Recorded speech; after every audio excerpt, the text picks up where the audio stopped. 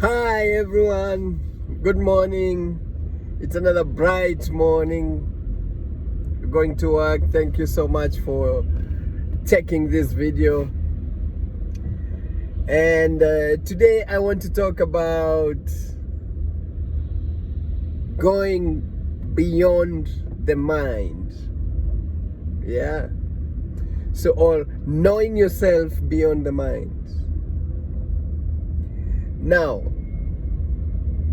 I know we have so many things going through our minds, and some of these things are just thoughts, some are memories,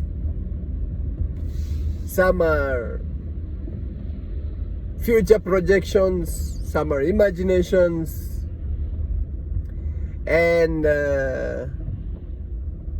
we've been paying so much attention to the thoughts, memories, expectations, imaginations, and all these activities that are happening in the mind. And now the mind, a sharp mind, is able to relate a memory to a future experience or an expectation, or you can compare things, you can contrast things, you can draw conclusions based on whatever is happening in the mind.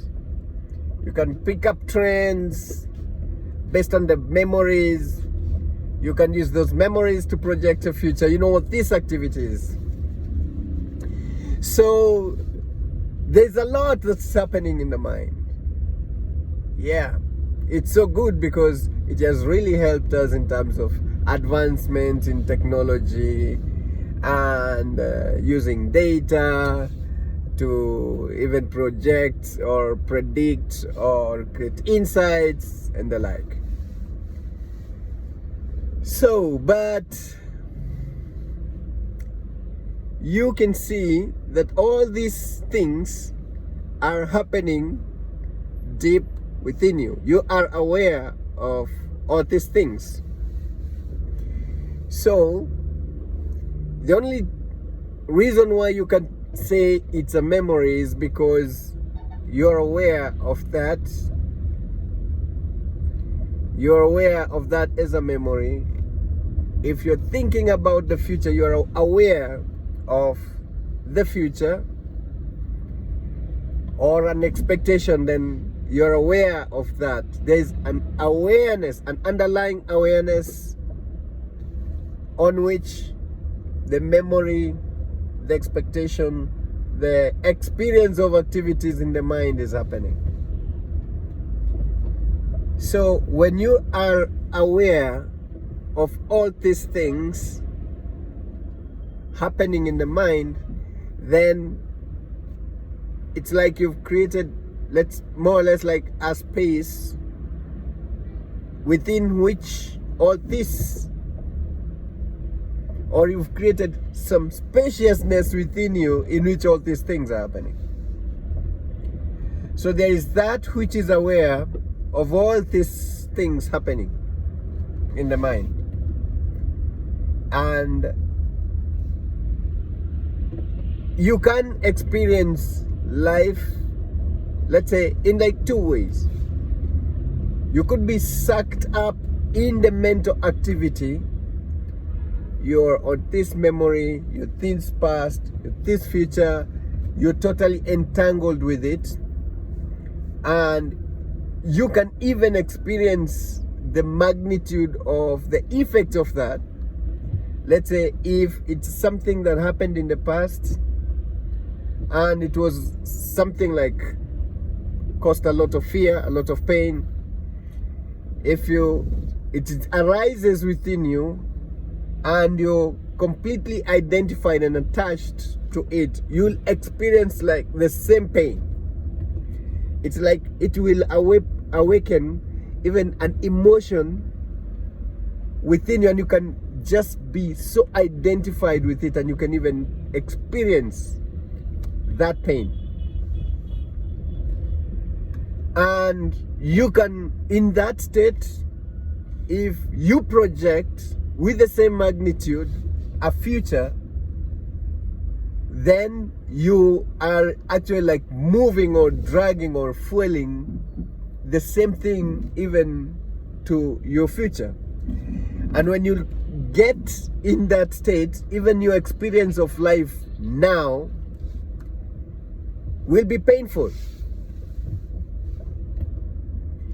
But when you are aware of the memory arising, and you'll see there's that spaciousness within which that memory is arising, and you remain as the spaciousness within, which now more or less appears like the observer of that memory, then you don't get entangled in it. There's like a distance, a space.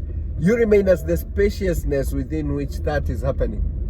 What that does is you don't like fuel the memory, and in that illustration you don't, even when it arises, you just look at it, observe it, and then it's like a visitor. It comes, doesn't get your attention, it dissipates, it just like withers away or disappears, and you remain as that spaciousness and openness within, which is beautiful and is now beyond the mind. So if that is the state, then when if it's a future projection that is to happen, then you can only do that for the inner spaciousness, which it's nothingness. So when you remain in the stillness or inner spaciousness within, yes, memories will arise, they'll come and go as a visitor. So if there's anything to be projected, will not be based on, and if it has to be based on it, it will be just so technical, like it doesn't get to suck up the energy to fuel it to the extent of even now, like awakening some pain bodies rested still within, and make you like still experience the same old pain in this moment. So going beyond the mind means, is not that you're not thinking, you're not having the memories, you're not having the, it's not like you're not having the future projections and you're not comparing and contrasting all these things happening, but is on the basis of that awareness of the inner stillness and spaciousness. You're aware of it. If you're aware of it, then it doesn't, you don't unconsciously fuel it. Yeah. So, and this is so beautiful, because what remains when you remain as that spacious inner spaciousness or stillness within, then more or less that becomes like your nature. That is your, like the experience of life is now kind of like based on that. That's how you're experiencing life. And this is so beautiful, because you become rested within. If it's thinking, you'll think clearly without getting awakening and getting biased, or you're making wrong conclusions based on like the fear or the pain that you experienced. You can see it arising, but if it's something that you needed to pick to just compare with something for maybe working on things or in your day-to-day life, you remain in the blissful energy vibe, or the stillness within energy vibe, or the inner spaciousness energy within, and this makes your experience of life true to your heart, you're more rested in the core of your heart, of your being. You remain in the beingness, and you're able to see things clearly. You're not making those judgments. Now you've gone beyond the mind. So this is very important, because we don't see things as they are, we see things as we are. So getting in that inner spaciousness, inner stillness, makes you see things as they are, not as you are, especially if you're defining you on the count of those past memories, and then you'll never see things clearly. So in your day, in your engagement, my blessing will be, get beyond your mind, see things clearly, retain the energy within, and you'll not lose yourself into the objects arising within you. That way, you'll be able to play with things better. If you get that balance, just like we say, if you get the balance of, let's say, riding a bicycle or even driving, you try and you can now have fun, make these turns, make a ride in the mud, hilly places, and do things, crazy maneuvers, because you have the balance. Yeah. So thank you so much for watching this, and remember to like and share this video, subscribe, and I'll see you in the next one. Have a blissful day.